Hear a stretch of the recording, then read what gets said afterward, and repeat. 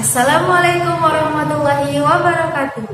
Berjumpa lagi dengan saya Siti Hatina Fitri, Guru Bidang Studi Seni Budaya SMA Islam Anija Medan. Hai abang kakak semua, gimana kabarnya hari ini? Insya Allah sehat selalu ya. Masih semangat kan dalam belajar daringnya? Seni budaya asik, kreatif, dan menyenangkan.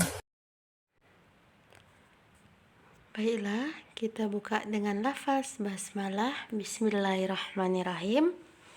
Oke, materi kita hari ini yaitu tentang seni tari.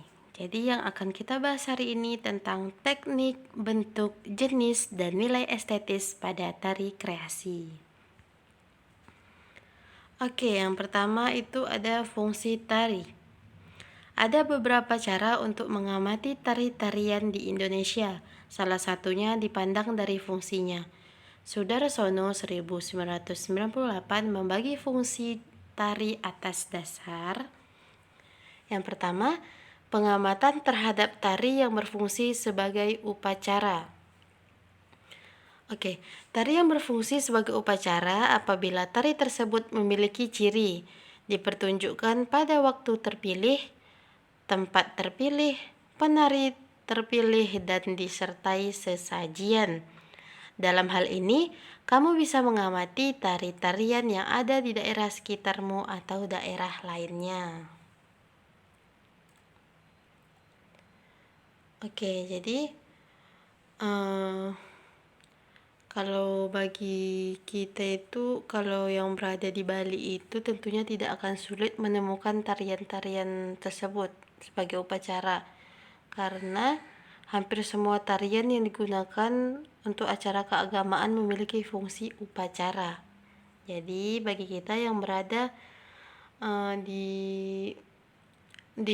apalagi di Jawa, tentu mengenal tari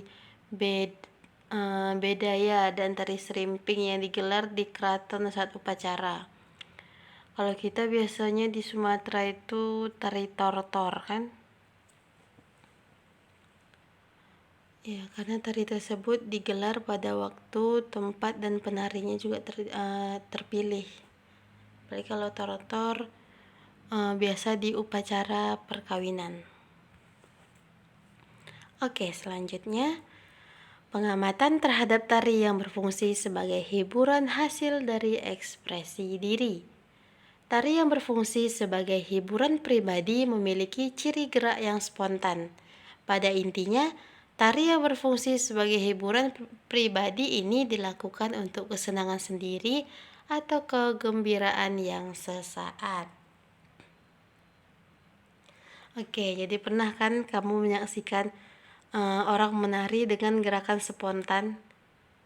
Ya, betul sekali. Jadi jika kamu menyatakan orang yang sedang rame-rame menari diiringi musik dangdut misalnya sebagai tari untuk hiburan pribadi, jadi dari pengamatan kamu, dari pengamatan abang dan kakak sekalian, mengapa sih mereka menari secara spontan? Iya, benar sekali, karena bahwa pada intinya tari yang berfungsi sebagai hiburan pribadi ini dilakukan untuk kesenangan sendiri atau kegembiraan yang sesaat gitu. Itu dia pengamatan, itu dia fungsi tari sebagai hiburan. Selanjutnya, pengamatan terhadap tari yang berfungsi sebagai penyajian estetis. Tari yang berfungsi sebagai penyajian estetis adalah tari yang disiapkan untuk dipertunjukkan. Apakah kamu pernah menonton pertunjukan tari di gedung pertunjukan atau televisi? Oke, saya tentu sering sekali bukan menonton pertunjukan seperti itu. Ya, banyak sekali contoh pementasan tarian sebagai penyajian estetis itu. Jadi menurut kamu bagaimana cara penari agar terlihat kompak, serempak, hafal gerakan, dan sesuai dengan iringan? Iya, latihan. Tentu saja latihan yang intens dengan sesama penari dan juga menyesuaikannya dengan musik pengiringnya. Oke. Selanjutnya masuk di bentuk dan jenis tari menurut jenisnya. Oke, bentuk dan jenis tari itu ada 3, yaitu tari rakyat, tari klasik, dan tari kreasi baru. Oke, yang pertama ada tari rakyat. Tari rakyat, tari yang berkembang di lingkungan masyarakat lokal, hidup dan berkembang secara turun-temurun. Yang kedua, tari klasik. Tari yang berkembang di keraton. Tari ini memiliki pakem-pakem tertentu dan nilai-nilai estetis yang tinggi. Kemudian tari kreasi baru. Tari yang dikembangkan sesuai dengan perkembangan zaman, namun pada dasarnya tidak menghilangkan nilai-nilai tradisi itu sendiri. Oke, itu dia. Selanjutnya, kita masuk ke golongan tari kreasi. Oke, golongan tari kreasi terbagi 2, yaitu tari kreasi berpolakan tradisi dan tari kreasi non-tradisi. Tari kreasi berpolakan tradisi merupakan tari kreasi yang garapannya dilandasi oleh kaidah-kaidah tari tradisi, baik dalam koreografi, musik, tata busana, dan rias, maupun tata teknik pentasnya. Ada sebagian pengembangan yang dilakukan, namun tidak menghilangkan unsur utama dari tradisi. Oke, yang kedua, tari kreasi non-tradisi merupakan tari yang garapannya melepaskan diri dari pola-pola tradisi, baik dalam hal koreografi, musik, rias, dan busana, maupun tata teknik pentasnya.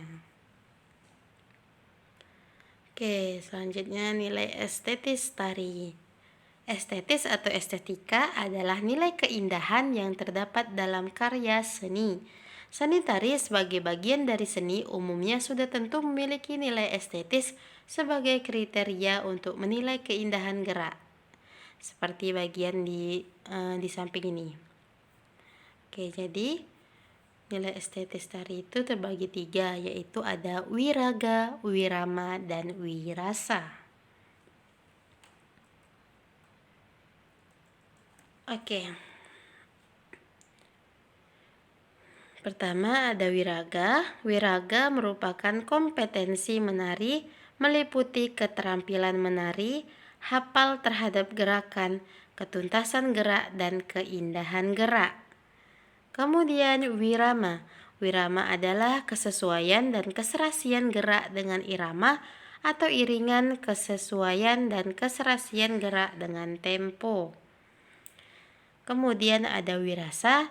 Wirasa adalah kesesuaian gerak dengan tema tari yang terlihat dalam cara kamu memberikan penjiwaan terhadap tari.